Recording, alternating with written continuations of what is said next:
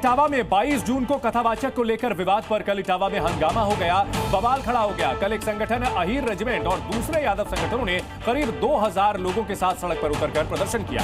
ये प्रदर्शनकारी घटनास्थल दादरपुरा गांव के बाहर जमा हो गए। लोगों ने गांव में यहां घुसने की कोशिश की। पुलिस ने यहां पर जब पहुंच करके प्रदर्शनकारियों को रोकने की कोशिश की तो फिर प्रदर्शनकारियों ने पुलिस पर ही हमला बोल दिया। गाड़ी पर पथराव किया गया है, तस्वीरें भी सामने आई हैं। हंगामा बढ़ता देखकर सीओ और इंस्पेक्टर ने पिस्टल निकाली और प्रदर्शनकारियों को खदेड़ा।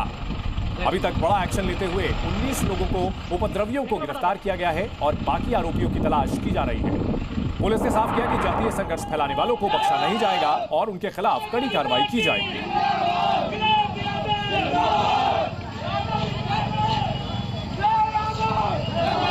दरअसल यहां पर पूरा विवाद हुआ था।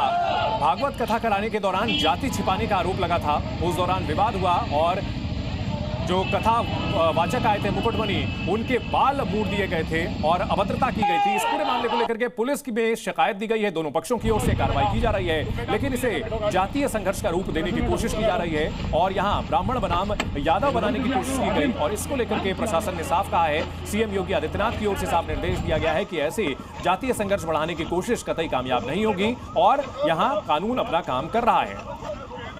योगी आदित्यनाथ ने साफ कहा है कि जातीय हिंसा फैलाने वालों को उनकी पहचान की जाए और अपराधी की जाति नहीं, उसका अपराध देखा जाएगा। कानून का काम अपना चलता रहेगा। और इस मामले में जिन लोगों ने कल उपद्रव किया, पुलिस की गाड़ियों पर हंगामा किया, उनमें से 19 की गिरफ्तारी हो चुकी है। एक बड़ी खबर आ रही है, इटावा के कथावाचकों पर भी एफआईआर दर्ज हुई है। कथावाचक मुकुटमणि आचार्य संत सिंह पर एफआईआर दर्ज हुई है। धार्मिक भावना आहत करने का आरोप है। फर्जी आधार कार्ड रखने का भी आरोप लगा है। दरअसल इन कथावाचकों ने जाति की वजह से पिटाई करने का आरोप लगाया था और इस मामले में दूसरे पक्ष की ओर से भी एफआईआर दर्ज कराई गई है। वहीं कथाकांड पर यूपी के मंत्री ओम प्रकाश राजभर ने कहा कि कथा कहने पर पिटाई की इजाजत संविधान नहीं देता, लेकिन 2 आधार कार्ड बनवाना और अपनी पहचान छिपाना भी गलत है।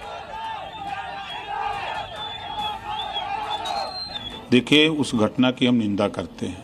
पहली चीज, ऐसी घटना नहीं होनी चाहिए। संविधान इस बात की इजाजत नहीं देता और किसी व्यक्ति को 2 आधार कार्ड बनाने का भी अधिकार नहीं है।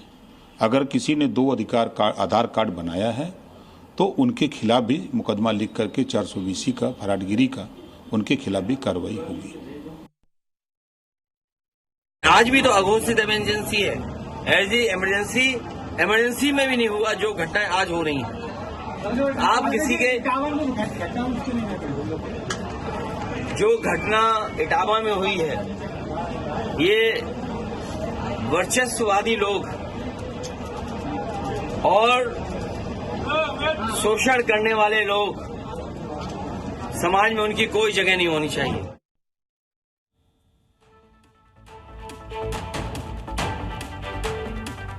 तो अखिलेश यादव ने इस पूरे मामले को लेकर के इटावा में जिन लोगों ने पहले पिटाई की थी उनके ऊपर आरोप लगाए हैं और साथ ही साथ जिनके साथ मारपीट की गई थी उन कथावाचकों को बुला करके बाकायदा उनका सम्मान भी किया था।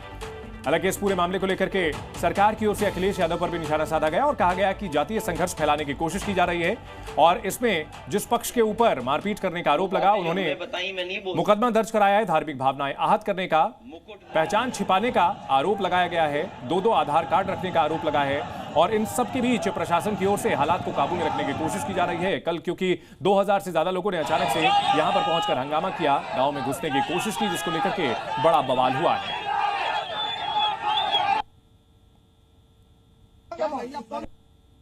ये वो तस्वीरें हैं जिस वक्त कथावाचकों के बाल छीले जा रहे थे और इस घटना को लेकर के बड़ा सियासी संग्राम खड़ा हो गया है।